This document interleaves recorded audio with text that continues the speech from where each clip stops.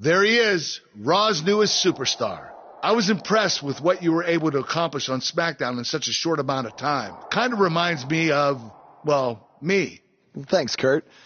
I hope there are no hard feelings that I didn't initially sign with you. None whatsoever. We're just lucky to have you here on Raw now. So what's your plan tonight? Going to sit back and get a feel for things? I didn't get here by sitting back and waiting for something to happen. No, I guess not. You'll be seeing me out there sooner than you think. And in a very big way.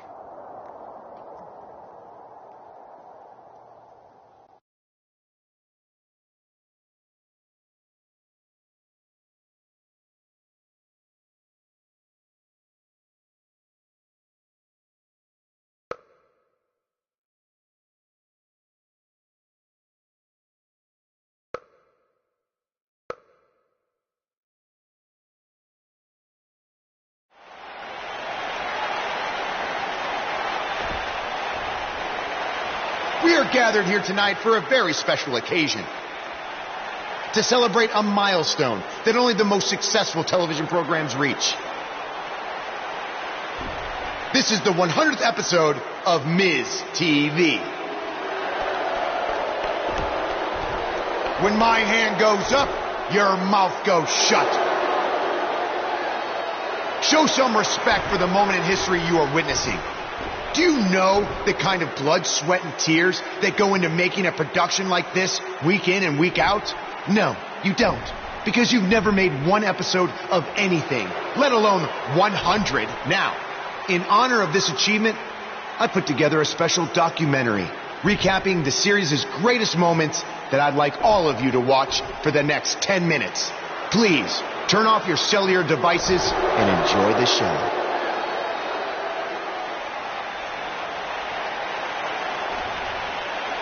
Apparently, this is what Buzz meant when he talked about making a big debut on Raw. This is unbelievably disrespectful to the Intercontinental Champion. But from what we've seen in the past from Buzz, I'm really not surprised. Hey, maybe he wants to congratulate The Miz on making it to 100 episodes. I doubt it.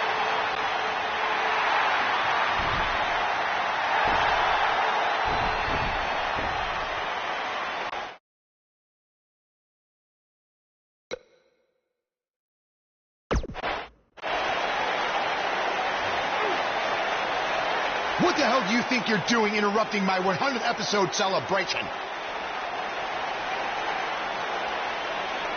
Answer me, damn it!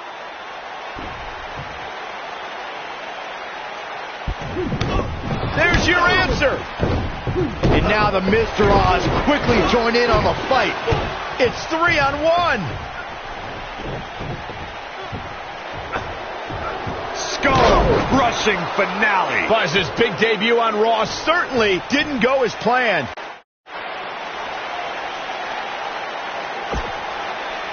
Welcome to another edition of TV's longest-running weekly episodic television program, Monday Night Raw. Hello, I am Elias. I've got one question for everyone here tonight. Who wants to walk with Elias? Now, last week we had a newcomer arrive on the scene and challenge The Miz. He quickly learned that in WWE, if you mess with the bull, you get the horns. And when I say WWE, I am referring to the WWE that stands for Walk with Elias. We got a new guy here named Buzz, who got beat down by The Miz. If you ask me, it's only a matter of time before he's out of the biz. He drives around in an old crappy van like a homeless man. He reminds Elias a lot of all you dirt poor fans. I never thought I'd be happy to see Buzz, but if it's to interrupt Elias's music, I would welcome an earthquake. Seems like Buzz isn't a fan either.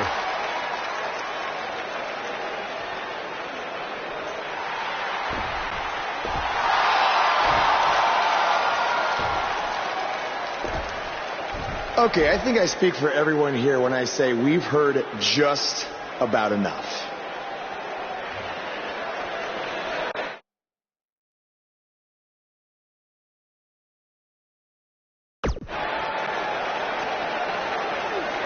Well, other than that atrocity of a song, I don't have a problem with you. Yet. But I do have a problem with The Miz after what he and his so-called Miz-tourage did to me last week. So, Miz, I'm calling you out right now. Buzz must really want to get beat up 2 weeks in a row. First off, Elias, I want to apologize for your beautiful acoustic set being interrupted by this simpleton who obviously doesn't appreciate art or culture. He did it to me last week, too. Second of all, Buzz, I don't care what you do or say. You're not getting a shot at my Intercontinental title. But since it seems like you're dying for a fight, I have another idea. How about you face the Miz-tourage in a handicap match tonight?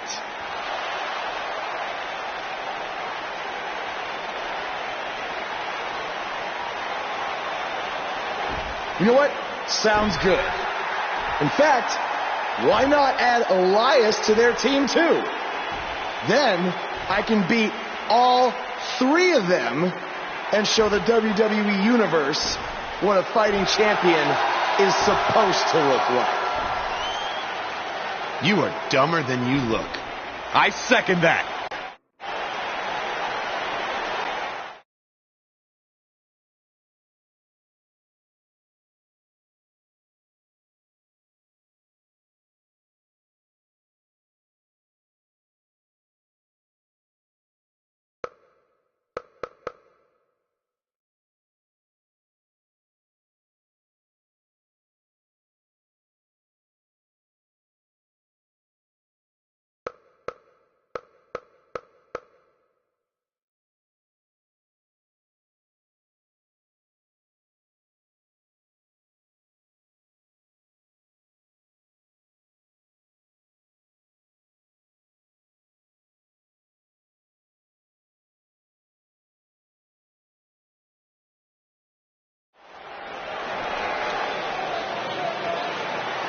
This man always...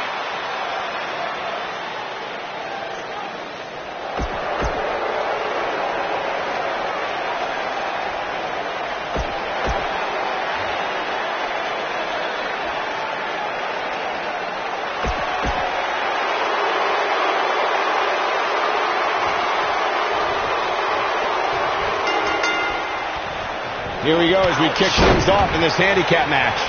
I think it's pretty safe to say that this one might get a little ugly, guys.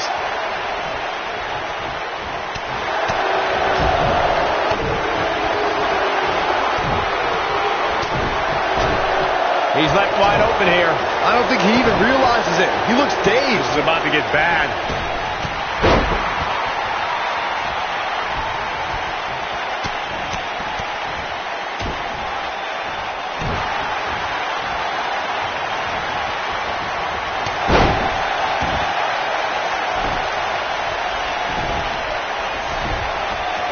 We've seen some pretty lopsided handicap matches over the years. And one that stands out in my mind, well, it might just be the 2010 encounter that saw John Cena take on 6 members of the Nexus. Oh, what a right! Man, that's some attitude behind it.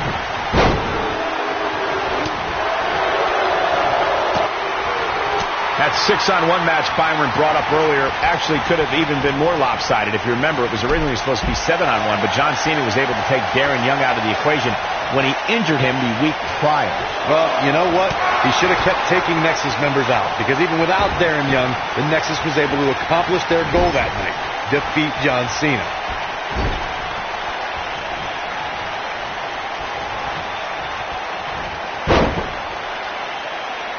Oh, what incredible power! Wow, what a vertical suplex! A lot can go wrong in a match like this, guys. In fact, I'll be surprised if we don't see a major injury occur here tonight. Oh, he's got him here. He's got that slam. Put him in a bad way, guys.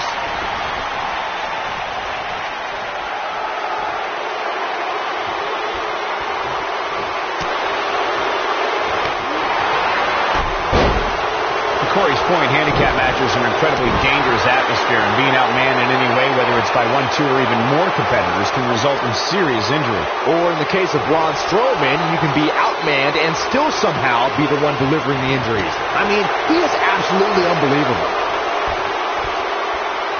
We're witnessing a level of punishment that can only be described as severe.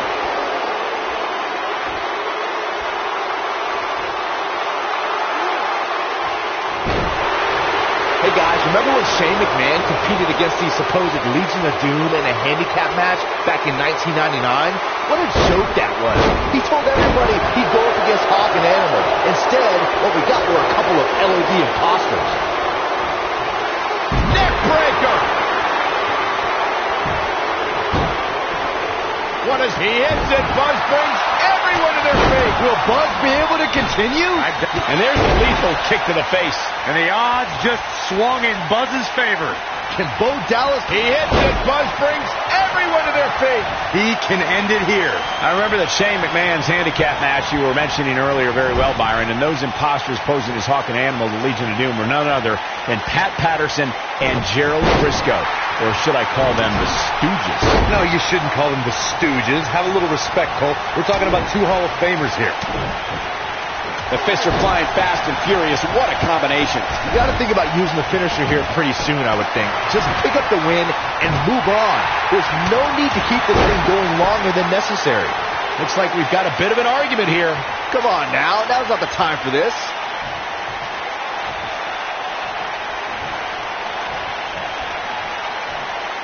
So damaging. Good point by Byron earlier. If there's an opening to execute the finisher, you got to take it. The last thing you want to do is let your opponent hang around for no reason. I can tell you, bad things happen when you do that.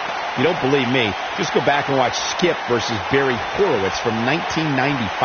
I remember that like it was yesterday, Cole. Instead of putting Horowitz away, Skip thought it would be a good idea to do some mid-ring push-ups.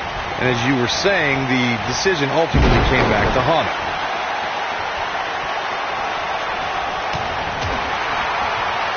There are certain superstars who are synonymous with handicap matches. Of course, there's Andre the Giant, and more recently, Braun Strowman. But I don't think I've ever seen anybody in more handicap matches than Big Show guys. Talk about having the living hell beat out of you. The big question is, how much longer can he go here in this handicap match? He has got to do something quick. Oh, come on. Just put him out of his misery already. This is getting ridiculous. I couldn't agree with you more about what you were saying earlier, Michael. It seems like Big Show has been in dozens, if not hundreds of handicap matches. And believe it or not, let's say he won the majority of them. Yeah, but I can tell you one he didn't win. How about on SmackDown back in July of 2008 when he was forced to take on MVP? What does Buzz have in store? We're a flipping pile driver, Spike. That might just be the final nail in the coffin. Oh, man. I always loved a good handicap match growing up, especially when you'd see Andre the Giant go up against 2 or 3 jabronis. Despite being outmanned, you always knew Andre would walk away with the win. Well done. Elias definitely starting to crack here. He doesn't want to let this match get out of control, guys. Handicap matches are all about the odds, Cole, and sometimes understanding and navigating those odds correctly, as fair or unfair as they may seem, can make all the difference in the world. Andre the Giant really was the king of the handicap match, as Corey was saying earlier. He also made quite a name for himself competing in battle royals, as you would suspect, seeing as he's well over 500 pounds. I think my favorite Andre the Giant Battle Royal moment came at This thing is getting more chaotic by the moment. Uh-oh.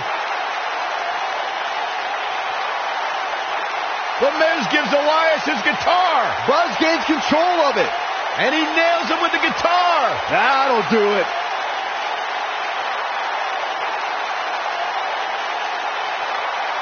Here's the cover. Does he have him here? There's 1. There's 2. They got him. What an incredible victory.